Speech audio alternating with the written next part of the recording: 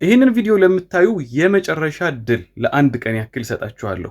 የ7 ቀን ስልጠና አዘጋጅተናል። ሶሻል ሚዲያ ላይ ስኬታማ መሆን ፈልጋለሁ፣ ዩቲዩብ ላይ ስኬታማ መሆን ፈልጋለሁ፣ ቲክቶክ ላይ ስኬታማ መሆን ፈልጋለሁ።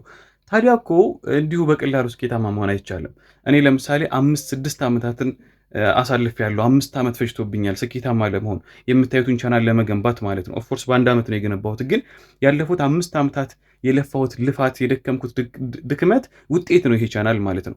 እናንተም ረዥም ዓመት እንዳለፉና እንዳደክሙ እኔ ልምዴን ኤክስፒሪየንሴን ዩቲዩብ ምን ይፈልጋል፣ አልጎሪዝሙ ምን ይፈልጋል፣ ተመልካቾች ምን ይፈልጋሉ፣ ቫይራል እንዴት ይወጣል፣ በጣም ብዙ ነጥቦችን የዳሰስኩበትና እናንተን በጣም ያግዛችኋል ብዬ ያሰብኩትን የ7 ቀን ስልጠና አዘጋጅቻለሁ።